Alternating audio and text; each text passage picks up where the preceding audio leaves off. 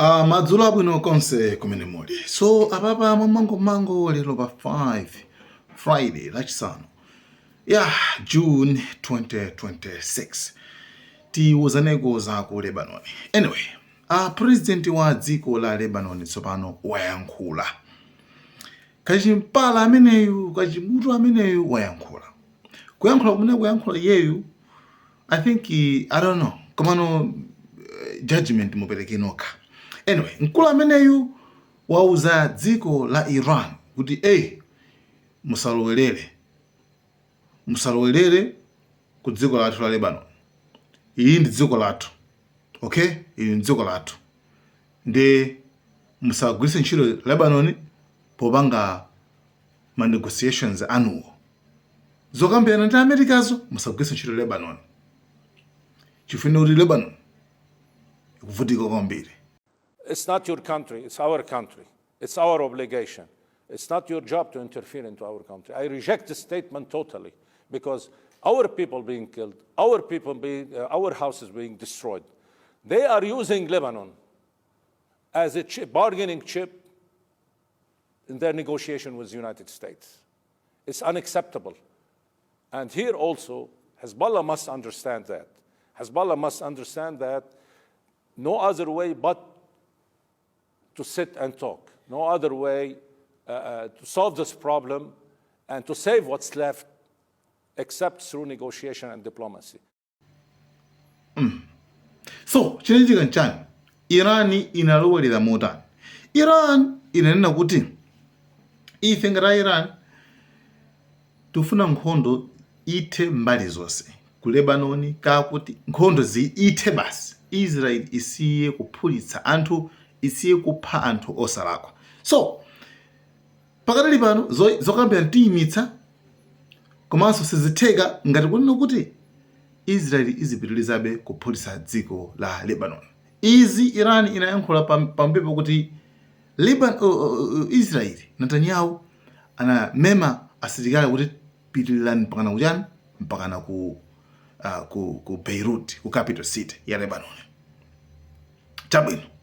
So awa akuona kuti inuyo tisiyeni tokha. Nde I don't know kuti chichitika nchani. Akuti Iran isalowelerepo. So Iran ikuletsa kuti anthu asamaphedwe ku Lebanoniko. Nde iye akuona kuti no wonder. Paibe chodabwitsa kufa mbutuma imeneyi ndi imene ipangitsa kuti even asilikali ku Lebanon ngati pali asilikali amene ali weak, like ofoka, opanda zida, opanda intelligence, ndende asilikali aku Lebanon. Kuti agule zida ku Russia ku Iran kakuti amakaniza. Okaniza ake kukhala Israel, America. Asilikaliwo endisanga kwanisa asilikali kumenya ndi asilikali a Israel. Sizingatheke. Asilikali ku Lebanon amenewo. So, chabwino, iyeyo wayankhula zimene zonso. Kuyankhula kachiwiri, masentesi ina imene anayankhula mkulu amene, president wa ku dziko la Lebanon, anayankhula kuti inu a Israel simunatopeni nkhondo kuyambira 1948 mangomenya nkhondo basi. Siyani mukupangazo, tikhale basi tikambirane. Tikhale basi tikambirane, ife tilirede. Nde inuyo mulirede. Atakwauza a Israel zimene zonso. Aren't you fed up with war since 1948? Do you want really to live in peace? Let's sit and talk. For the Israeli government, it's the time for the power of reason to prevail over the reason of power. Military activities or military solution will never provide you with security and safety to the northern people. We are ready to sit and talk. Our people along the border are fed up with wars, but you need to show some willingness and commitment to end this war for the sake of both people and on both sides of the border. We are ready, we are willing, we are committed. Are you? mbutuma imeneyi mwina sikudziwa kwanena kuti Israeli ku Lebanon sinabwerere Hezbollah mmene zimatchuka kuti terrorist group.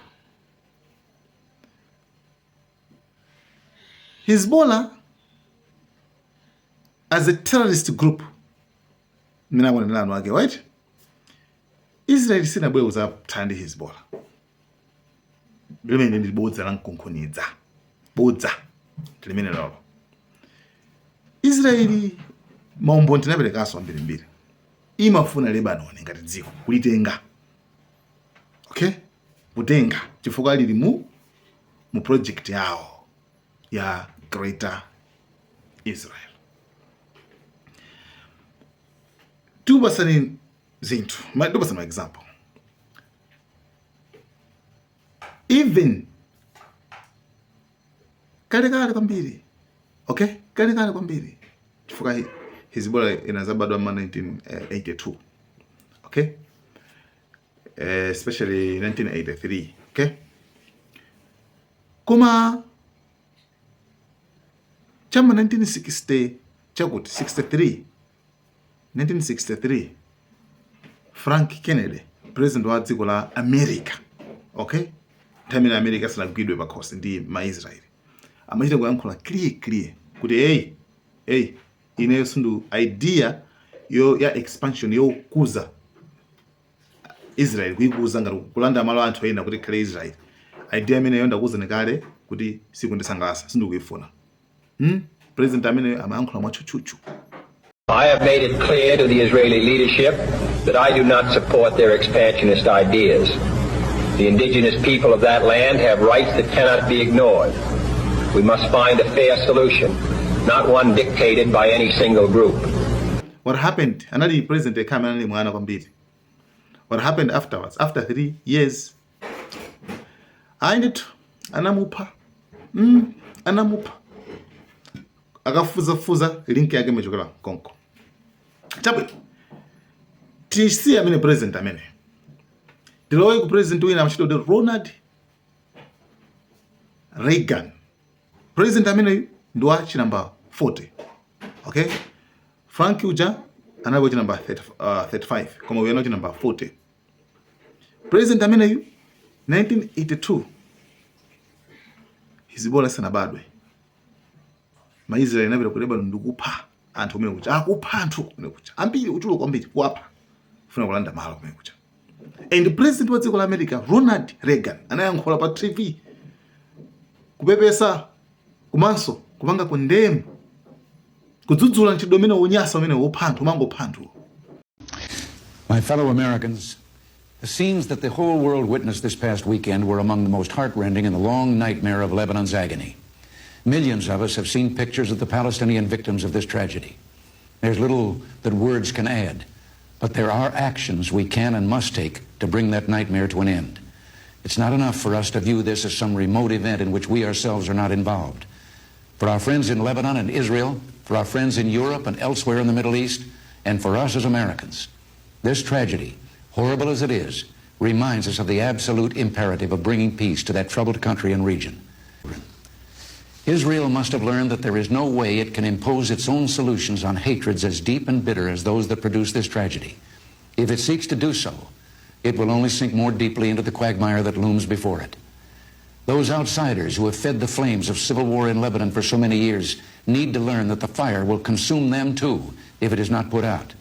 Pano basi mungaona Trump akuima kumadzudzula anthu limene anthu ambiri aphedwa kwambiri. Pano basi ndi amene akumaperekera zile, right? So in 1982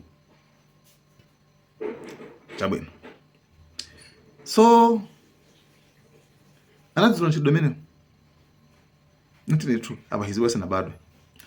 Then aliyese akudzo information in public mungo olokungu Google basi Google kuti choyamba ndi chani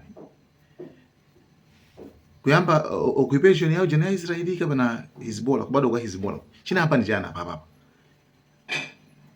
zimene zozo information sanga sintha history imene history is the best teacher. History singa sintha akuza achikulemba pompo kuti ina anayamba ndi ma Israeli kupanga izi mambo pando. gulu linabadwa chifukwa chani? Chifukwa cha zimene zizi. So now ndiuzeni kunena kuti kachimutu ameneyo kachimpala ngutete akuonena kuti akuuza Israeli kuti ifeyo we are ready. Are you? Kumeuza Israeli mlilede tikambirane, we have to sit down. Tikambirane kale basi tikambirane. Mukambirana ndani? Come on. Iye zokambirana bino zinchito. Zokambirana bino zinchito. Ibila akufuna inuyo, angofuna inuyo dzikolo basi. Iwo akufuna dzikolo nkhani yatha. Osati zokambirana.